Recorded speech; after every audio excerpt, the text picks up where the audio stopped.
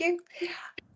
So just to do kind of a few introductions, for those who don't know me, my name is Alex. I'm one of the National Operations Managers for OpCare, who run the Prosthetic and Orthotics service out of Cambridge University Hospital's Addenbrooke's site. I've worked at Cambridge for 10 years now.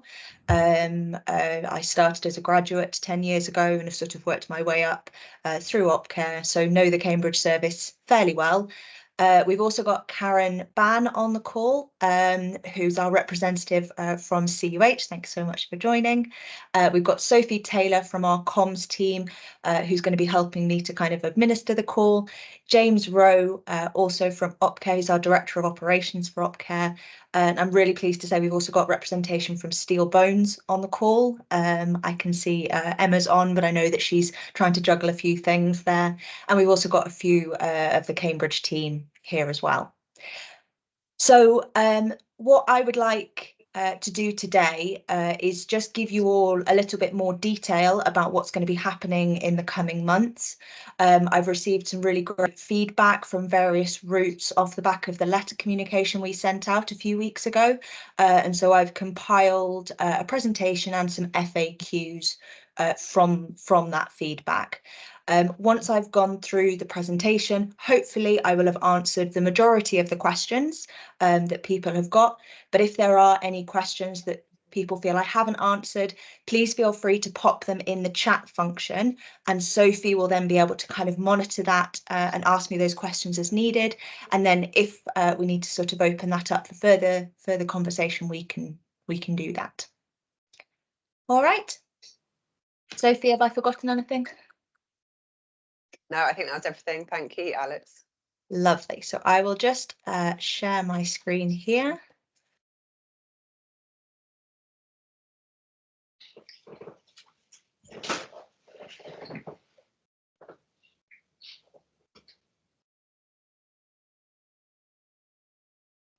Can everybody see that?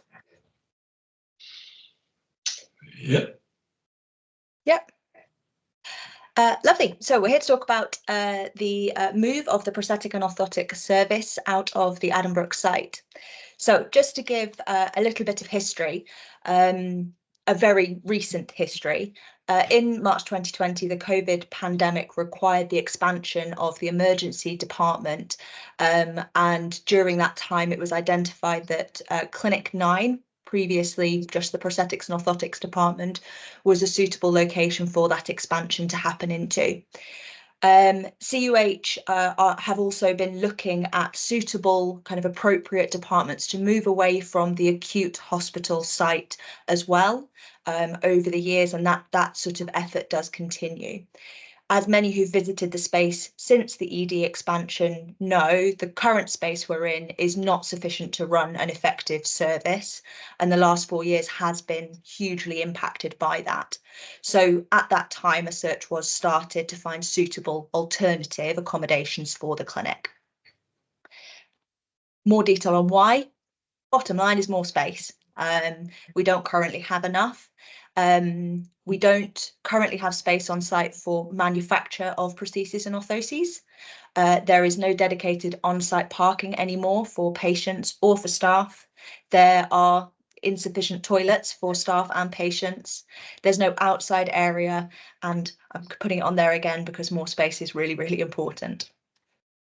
So the criteria that we used when looking for the building was to look for a space that was approximately 10,000 square foot, was a short walk to the nearest bus or train line, had adequate disabled access, had enough parking. So we were looking for somewhere that had more than 20 spaces dedicated to the building, an outside space for an outdoor walking area, ground floor accommodation or lift access, which fitted into the disabled access, but still within a 5-mile radius of Addenbrooke's hospital.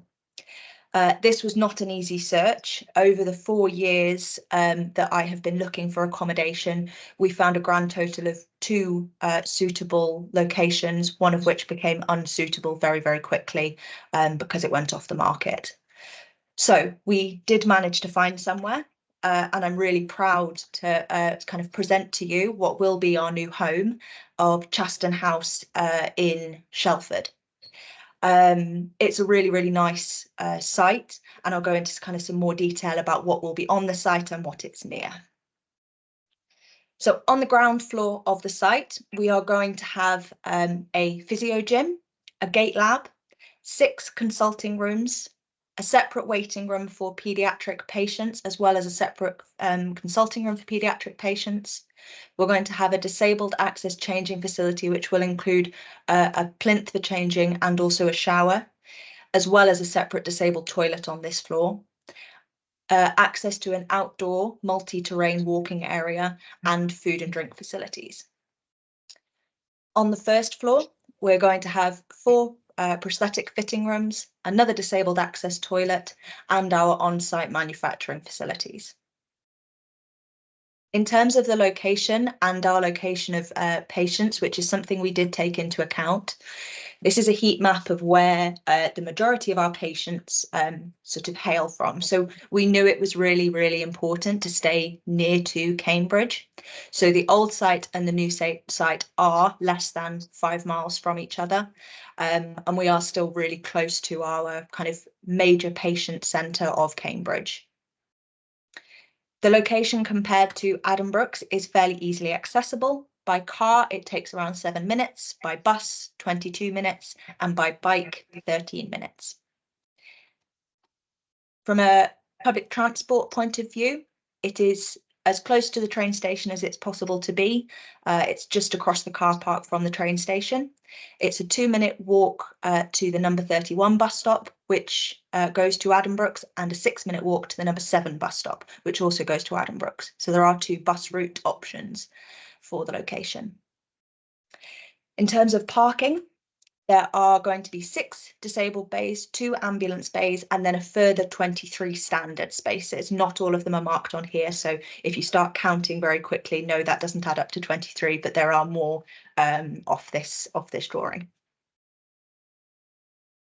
In terms of further FAQs I might not have covered, one of the questions that came through is, are we remaining part of the trust? Yes, absolutely. We've worked in partnership with Opcare and Cambridge University Hospital. I've worked in partnership for over 20 years, and that's not changing now. It is still a service that will be treating NHS patients. Nothing is changing in that respect. Will parking be free? Yes. And the spaces will be demarcated as Chaston House spaces. How will the new location interact with the Addenbrooke's site? So the orthotics service, because we treat inpatients and run diabetic clinics as well, we will remain having an on-site presence for orthotics. So there will be an orthotist on site every day, and the amputee physiotherapy service will also have presence on site every day to treat inpatients and some outpatients. And will hospital transport bring us to the location? Yes, as you saw, there were 2 ambulance bays that have been allocated in those spaces. So hospital transport are going to be aware of the change as well. So thank you for listening to that section. I am going to stop sharing, and hopefully, Sophie, I don't know if any questions have come through in the chat whilst I've been talking. No, we haven't had any questions yet. So okay. if people want to put them in the chat, or there's an icon at the top of a screen that says raise hand. If you wanted to do that as well, we can unmute you. Oh, there's a question coming in the chat now.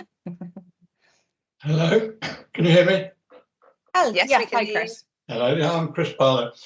Something that I found quite difficult. I lost my leg in 2012. Been coming for many years, as Pamela will tell you. One of the things that I found quite difficult, get all the work done and go up and down, and I feel okay. I get home and it's not okay. Now I see you've got a walking area out there now. Yeah, it's something we're really excited about, not something we've had access to before, and it allows much better testing of your prostheses before you go home. As you all know, a nice flat, perfectly smooth hospital corridor is not the most ideal scenario to test out your limbs. So the multi-terrain walking area will allow for much sort of more real life testing. My wife shouldn't be listening, but I play a lot of golf. And I'm afraid we don't have a golf course. No, but I fall over when I play. You see, I can't. I hit my shot and I fall back onto my. So I'd like to do some work on that one eventually when we can, if we can organise an appointment. That's my. Otherwise, you know, you've got wonderful people there, and I think that it's fantastic that you're going to get more space and. Yes. And parking at Addenbrooke's is an absolute nightmare. It is. It was one of the main things that came through on the survey, and probably in all of our patient surveys prior to this, is around parking. So it was a really high priority when we were looking at a new site, was making sure that parking was available and there was enough of it. Lovely. Okay, that's me finished. Thanks, Chris. Thank you. Thank you. We've got a question in the chat. Are you confident there is sufficient parking against the number of staff and patients? Look, as a service increases, there probably will be more staff. The benefit of this is there is a significant amount more than there is at Addenbrooke's. Wherever we go, there is going to be more than where we are at the moment. The other benefit is if it does start to get tight, there is residential, there are streets around the site where staff could be asked to sort of move to if that's necessary. We aren't hindered as we are at Addenbrooke's, where there aren't many options other than the park and ride half an hour away. So yes, I am confident that there will be sufficient parking for patients. Thank you. Will prosthetic lead time improve? Having on-site manufacturing will definitely I see that being improving. We don't have the courier time between things having to go back and forth to our central fabrication site.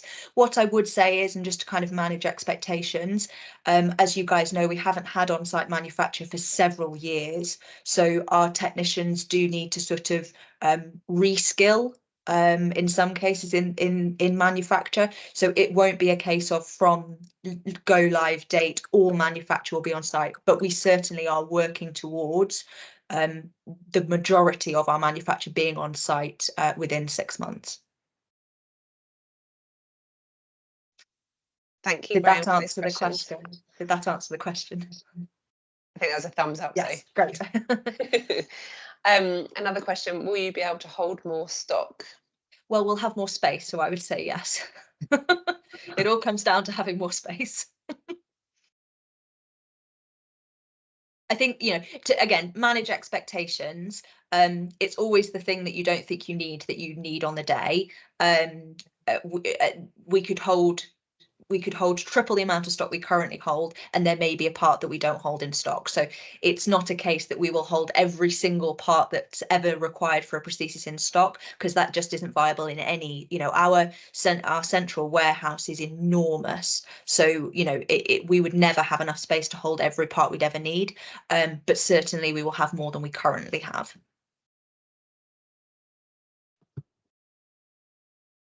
Kate, did you want to come in? Yeah, it was more about like the basics, like socks. I've been like Chris, an amputee for over 22 years, and there used to be a little stock room. If you needed supplies, it was given to you there and then. There seems to be quite a long wait time just to get like what I would call my basics. Obviously, they're not everybody's basics, but we're talking weeks rather than. No, I mean, as I said, we have had to really prioritize what space we have at the moment, and the reality is clinical space has had to take a priority, and so we have had to kind of really strip back what we've got in the current facility. So there will definitely be more stock. However, in terms of lead times of stock items, there are other things at play, not just related to our location. We always try to be smart about what stock we hold, i.e. the items we use most often, we try to hold in stock. So, few and far between items we probably won't hold in stock. The common items that we're supplying every single week, we would hold in stock and would have space to hold in stock now. That would be great. Much easier and turnaround times. Yeah, it's really positive. I've like I say, been an amputee for an awful long time, and I think in my history with Addenbrooke's, I think it's been talked about for at least the last 15 years. So this is so positive. And that is it a purpose-built building for us, or it's something we're sort of inheriting? And No, so the building was when we took on the lease for it, it was an open plan office building, and we have designed basically a fit out. So that the floor plan that you saw was a design that we've put together. So it is a purpose built facility. We obviously haven't built the building. The building was there before, but in terms of what's gone into it, that is a purpose built facility.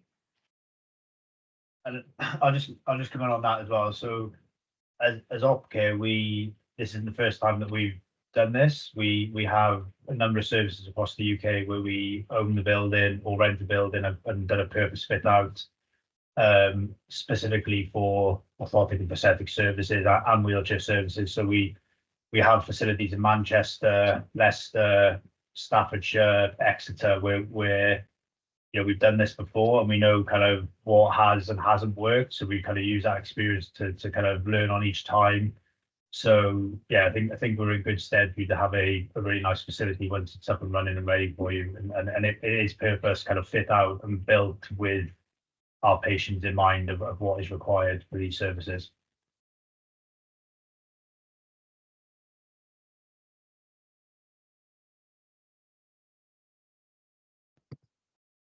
Okay, you're welcome to, yeah. Sorry, me again. I don't want to sort of feel like I'm taking time off other people. Will there at any point in the future be a squeeze on that space? No, and I suppose that's one of the other advantages of it being a purpose-built facility is obviously on the Addenbrooke site, it is an acute site, and services like the emergency department have to take priority, especially during kind of crises like the COVID pandemic. The prosthetic and orthotic facility that's going to run out of Chaston House will be the only service in that site alongside amputee physio, but as you know, as part of the prosthetic and orthotic service, that will be it. It will be sort of us and only us.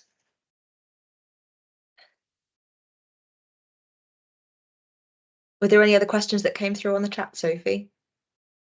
No, that's it for the chat. So if anybody wants to pop any more in or take yourself off mute and ask, do feel free to.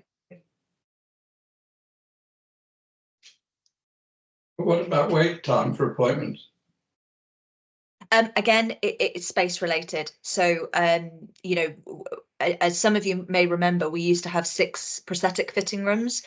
We currently have 2.5. That's had a huge impact on how many patients we can see each day, and therefore how many patients, you know, what the wait time is. So, yes, I would say that wait for appointments is going to improve. Okay. What I would say is, again, you know, give us some grace. This is a huge change for the service. It's a huge change for the staff. We're moving a lot of appointments around. We are doing our absolute best to ensure that there's a smooth transition as possible and as minimal impact as possible. But if I think it's all going to go perfectly, I think I'm a fool. I'm sure that there will be hiccups. So please be gentle with us for the first few months. No hurry. We've had another question. When do doors open?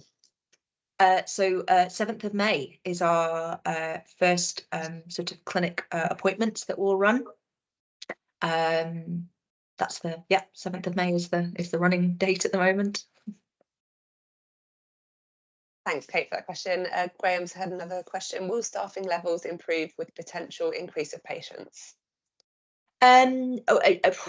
Yes and no. So we're sort of looking at the staffing of the building, and we've built into it to make sure that it is fully staffed. The reality of it is, at the moment, the staffing levels are not necessarily the limiting factor. It's the space that staff can see patients in.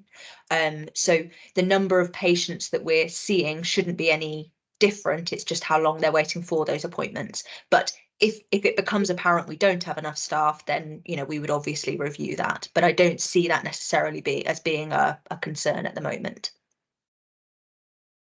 Just going back to, I can't remember whose question it was on when do the doors open. 7th of May is when the doors open, but we are having a downtime week the week before that to physically move. We will be running kind of an emergency service only, and we will be leaving slots open on the week of the 7th for anything that we don't manage to fit into the week of closure, those will be triaged very, very carefully to make sure that we do see the people that need to be seen when they need to be seen.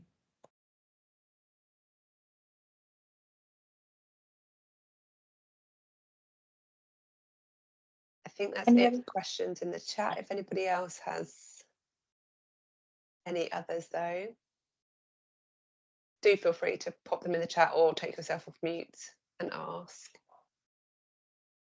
Very exciting, I say. I think we're all fairly excited now. It's actually happening.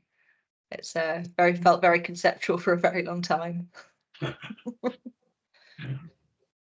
To access the site, do we still have to, is it the A10 Royston junction off the M blur? So I forget, but I know that turn off where the park and ride is, as if you're coming in the back of Waitrose, Yes. and you turn right into the campus. Do you still have to come in from that way? Because that junction is really, I know it's not your No, it's public I'm highway, just but trying it's to really imagine tricky. I'm just trying to, if you're coming from Waitrose, no, you would, before you get onto the Addenbrooks Road, you would turn to go towards Shelford, which is generally, it's the Addenbrooks Road that gets kind of, if you're coming from Waitrose, is that what you're saying, from Trumpington? Coming from the motorway. From the M11? Yeah. Yeah, so Yeah. you'd turn off before you get onto the Addenbrooks Road. Right, okay. So hopefully traffic will be a little less. Yes, hopefully. Yeah, okay. That'd be brilliant. Yeah. Okay. No, very excited, like Chris.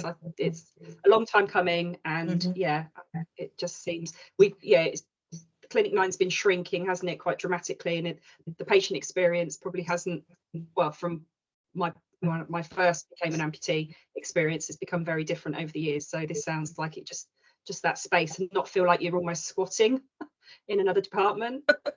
You've got to sort of run a gauntlet, haven't you, at the moment, to get through. You get questioned at the door, why you're there, and it's just not a particularly pleasant. Sorry if I'm talking out of turn. You get quizzed. No, the shared entrance is far from ideal. It will be very nice to have our own entrance again. Brilliant, thank you. Great. Well, if nobody has any questions, I think we can wrap up. As I said at the beginning, I really appreciate anyone who sent in feedback. It's really important we get that. If anyone who hasn't sent feedback in, please do, even if it's just a vote at the end for what we're going to call ourselves. We want everybody to be involved with that. So even if that's the only bit you fill in, please get on the survey and make sure you contribute.